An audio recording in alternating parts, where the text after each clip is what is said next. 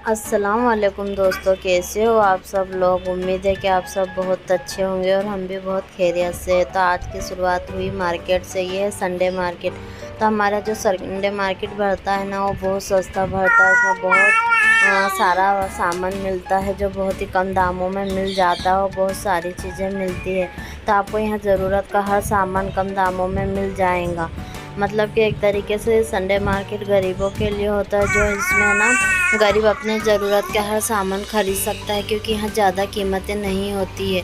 तो देखिए 30 रुपये मीटर का कपड़ा है, जो ड्रेस का कपड़ा है। ये हम ऐसे ही सिंपल ड्रेस पहनते हैं, तो ये बहुत अच्छी प्रिंटें लग रही थी। और यहाँ नकाब भी मिल रहे थे जो कि 800-600 ऐसे थे और बहुत अच्छे अच्छे डिज़ाइनों में थे। ऐसा भी नहीं कि बहुत कोई ख़राब माल मिलता है या क्वालिटी में ख़राब होता है, अच्छा होता है। ऐसा तो होता है कि हम यूज़ करके फेंक सकते हैं। अब वैसे भी कौन सालों साल कपड़े पहनते हैं। अब तो लोग 2-3 बार या 4-5 बार पहनने के बाद ही कपड़ा फेंकना शुरू कर देते हैं या किसी को बांट देते हैं। तो देखिए यहाँ पे हम नकाब की फड़की लेने आए थे, क्योंकि मेरे नकाब का ऊपर का स्कार्फ पता नहीं कैसे गुम गया और मिल ही नहीं रहा घर में, किधर हो गया। तो बहुत प्यास लग रही थी, तो हमने नींबू पानी भी पिया था। तो ये सस्ता और बहुत सुंदर और टिकाऊ मार्केट होता है। इसमें ना बहुत अच्छी अच्छी चीज़ें हमें मिल जाती है। तो हम बहुत ज़्यादा तो नहीं आते, लेकिन मैं ना 2-3 महीने में एक बार आती हूँ अपने बच्चों के लिए ख़रीदारी करने। यहाँ पे ना टी शर्ट वगैरह, गर्मियों के कपड़े, झबले वगैरह बहुत अच्छे मिल जाते हैं। जैसे 150 की 2 टी शर्ट हो गई, 100 के 4 शर्टें, पेंट या हाफ आस्तीन के 100 के 4 टी शर्टें भी बहुत अच्छी मिलती है। तो यहाँ मैंने एक लोहे की कढ़ाई पसंद की थी, जो 120 रुपये की थी। बहुत अच्छी लग रही थी, लेकिन है ना बहुत हेवी थी। मतलब उसके जो हैंडल लगे हुए थे ना, वो बहुत ज़्यादा भारी थे, तो उसकी वजह से उसका वज़न बहुत लग रहा था। तो मैं अब अपने घर आ गई हूँ। दोपहर का टाइम है। अपने छोटे बेटे को घर पर ही छोड़कर गई थी। तो मैं जब से गई थी वो सोया हुआ था, और मैं जब वापस आई तभी वो उठा है। तो मेरे हस्बैंड और अलियान सो गए, तो मैं बाहर आकर बैठ गई हूँ। तो देखिए मैंने बच्चों के लिए टी शर्टें लाई हो। तो आपको पता है ये 100 की 4 टी शर्टें, और देखिए कितनी अच्छी क्वालिटी भी अच्छी है, कपड़ा भी अच्छा है और बहुत दिन चल जाती है। मतलब ये जो गर्मी का मौसम है ना, तो पूरा इसमें निकल ही जाएगा। मुझे और कपड़े ख़रीदने की ज़रूरत नहीं पड़ेगी और ना ही ये जल्दी ख़राब होती है। मतलब ये आप इसको पहनाने के बाद किसी और को भी दे सकते हो, ताकि वो भी इसे यूज़ कर ले। तो ये देखिए 100 के 3 पैजामे थे, जो कि बहुत अच्छे थे। गर्मियों में कभी चड्डे पहना लो या कभी पैजामे पहनाना हो तो वो पहना लो। तो ये मेरे बड़े बेटे के कपड़े हैं जलियान के, और मैंने ऐसे ही अपने छोटे बेटे के भी लिए हैं। तो ठेले पे बहुत सारा ढेर लगा हुआ होता है, उसमें से आपको छांटना होता है। तो ये देखिए बहुत अच्छा सामान मिल जाता है। तो मैं ज़्यादातर तो अपने बच्चों के कपड़ों के लिए वहाँ जाती हूँ, क्योंकि बच्चों को है ना बहुत कपड़े लगते हैं। बच्चे ज़रा में किसी भी चीज़ में कपड़े गंदे कर लेते हैं ना, तो ये बहुत अच्छे रहते हैं। देखिए कपड़े का क्वालिटी भी बहुत अच्छी है, इनकी प्रिंट वगैरह भी बहुत अच्छी है। पहनाने पर भी कपड़े बहुत अच्छे लगेंगे। जब मैं अपने बच्चों को पहनाऊँगी तो मैं आपको भी बताऊँगी। और ये 100 रुपये का बैग है। तो देखिए 100 रुपये का बैग कितना अच्छा मिल गया। 100 रुपीज़ में तो बहुत ही अच्छा मिल गया है। जैसे अब मेरे 2 बच्चे हो गए, तो फिर मुझे ना ज़्यादा बैग की ज़रूरत पड़ेगी। तो मैंने एक छोटा बैग अलग से ले लिया, कि मतलब बच्चों के लिए मैं अलग से कपड़े वगैरह सामान इसमें रख सकती हूँ।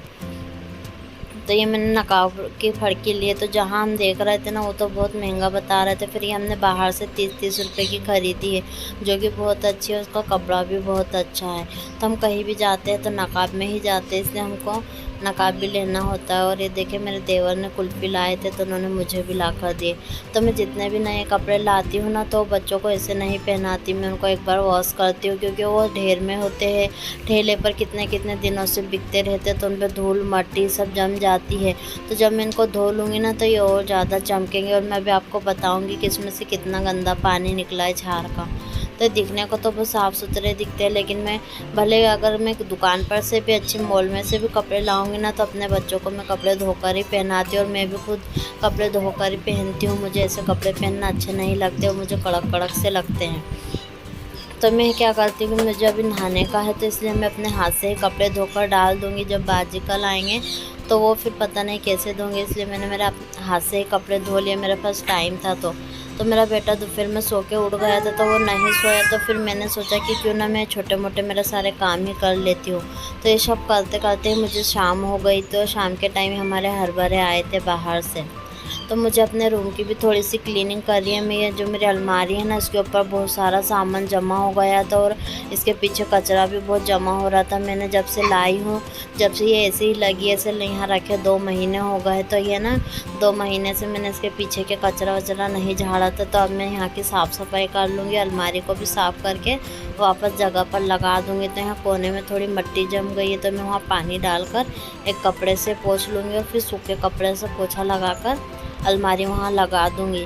तो ये छोटे मोटे काम है ना, जब हम फ्री होते तो फिर सोचते कि अब अगर एक बार काम में लग जाओ ना, तो फिर दिल होता है कि ये भी कर लो वो भी कर लो। कहने को तो मैं बाज़ार गई थी और बाज़ार से आने के बाद है ना बहुत थकान होती है। कहने को तो हम ऑटो से जाते हैं आते हैं, लेकिन फिर भी है ना बाहर जाने से एक अजीब ही थकान हो जाती है। ऐसा लगता है कि पता नहीं दुनिया का कितना काम कर लिया, घर में कितना भी काम करो तो इतनी थकान नहीं होती है, लेकिन बाहर जाओ ना तो बहुत ज़्यादा ही जी थक जाता है। तो उसके बाद भी आकर मैंने अपने बेटे के कपड़े धोए, फिर मैंने अलमारी को हटाकर यहाँ की झाड़ झाड़ी है। और अब बाजी आएंगे ना, तो बाजी के झाड़ने का भी टाइम हो गया तो वो आएंगे तो फिर यहाँ की झाड़ू वगैरह लगा देंगे। तो आज संडे था, मेरे हस्बैंड घर पे ही थे, तो उन्होंने आए थे तो ये सब कचरा यहाँ पड़ा हुआ है और मैं अपने बेटे का भी सामान उठा लूँगी।